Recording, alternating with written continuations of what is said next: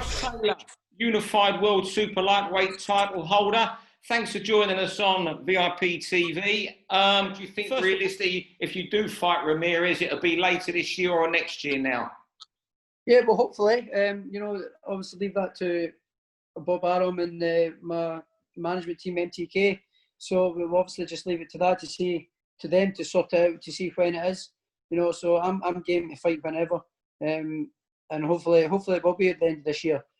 From a selfish point of view, I'd like it to maybe be next year in the summer in Scotland at Edinburgh Castle, because that's the dream fight for me, but, and dream venue, but, it's that's down the line. I've got to take care of my fight in 2 weeks' time, and I'm not thinking about anything else.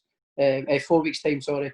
I'm not thinking about anything else apart from Kong Song at the minute, so I'm not even bothered about Ramirez or whatever's happening now. I watched it last night with interest, obviously, but it's been and gone, and I've forgotten about it already. Yeah, and the Konsong's a tough opponent. He's your IBF mandatory, so he's not someone that you've gone and picked out of a hat yourself. And Bob Arum and MTK have said, "Oh, we'll have him because he's a knockover before we have the big one," is he? Yeah, no, he's a decent fighter. He's 16-0 as well. A high knockout ratio as well. It looks like he carries power. I've saw 3 or 4 fights of him on YouTube and stuff like that, and little clips of him training and things.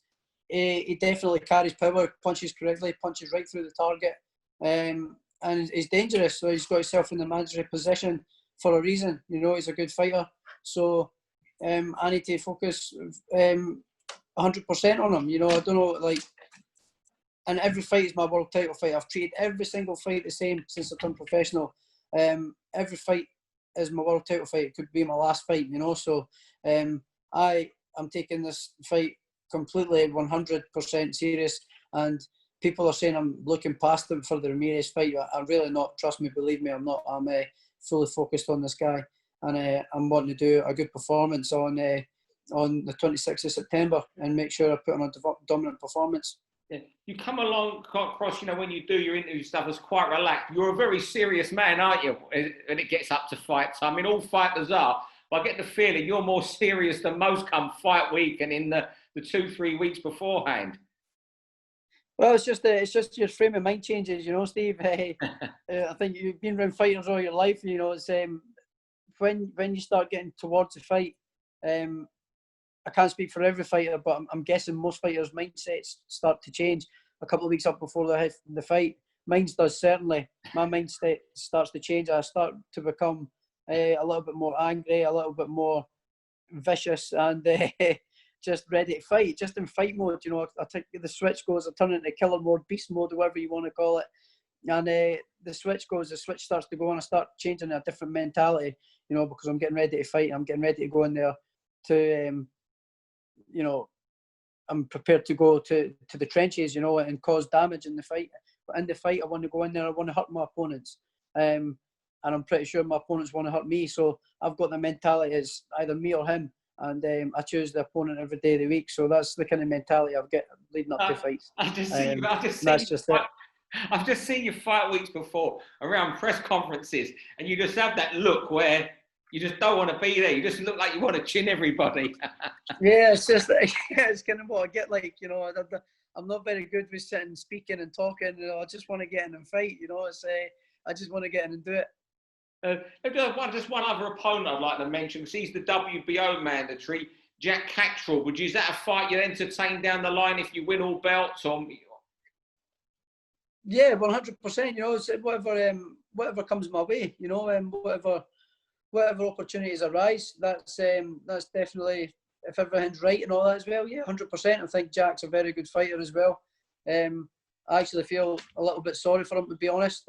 He's in the same sort of position as what Dylan White is in terms of mandatory positions. He's been the mandatory challenger for quite some time, and I know if I was in his position, I'd be quite ticked off at the fact I've not had my opportunity yet.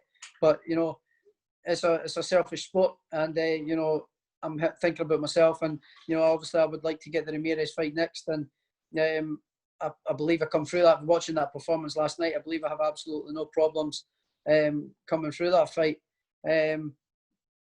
So yeah, definitely. Why not? Anything's possible in boxing, Steve.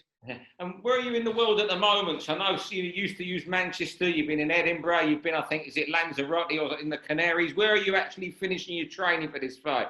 You're We're in London like a now. traveller.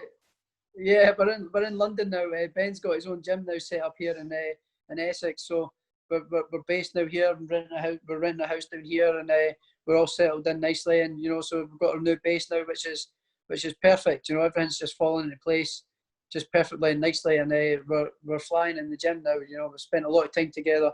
During lockdown and that, we went out to Fuerteventura to spend a bit more time training, as everywhere here in the UK was shut. So went over to Fuerteventura and spent a bit of time together training and gelling and stuff as well. So yeah, we're flying in the gym. Everything's falling into place nicely, and I can't wait to put everything into practice.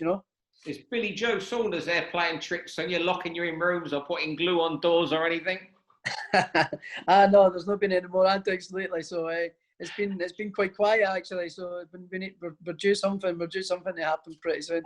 As long as he's not putting you on the wrong planes and telling them you're all not well on aeroplanes.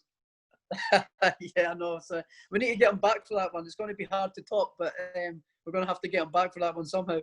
Well, what was it actually like when you're suddenly on a plane and you're told you've got to get off because someone? Do you know what? We just laughed because we were like, obviously we knew it's got to be Billy Joe, and we're like, who the hell thinks to do that? Like who thinks to do that? So there's nothing we could do anyway. So we just we got off the plane, and his friend Tom was surrounded by like the paramedics and air marshals and stuff like that getting checked over and stuff like that. So it was quite funny. Ben and I were just laughing, and we spent the night back in the house, and we got up in the morning and got the next flight. We thought it was quite funny, the whole thing actually. And before we let you go, you're missing your motorbikes, going mad on them at the moment? Yeah, I've put them away for a while now. A good couple of years. Boxing's my bread and butter. So if I come off my motorbikes and hurt myself, that's the end of my career. So I've put them on the back burner. But I am missing going to like the race meetings and watching the racing and stuff like that. My friends are all on the bikes, the race bikes and stuff as well. So it's been pretty boring over the last couple of months with lockdown. So, but hopefully it's looking like everything's getting back to normal slowly but surely. So hopefully get back to do things pretty soon. Yeah. Yeah. Well, Josh, thanks for joining us. I really hope your Edinburgh Castle dream comes off. Yeah, thanks very much, Steve. Cheers, pal. For all boxing info, news and latest interviews, amateur and pro, across the north, click and subscribe. VIP Boxing Promotions. Also, Twitter, Instagram and Facebook.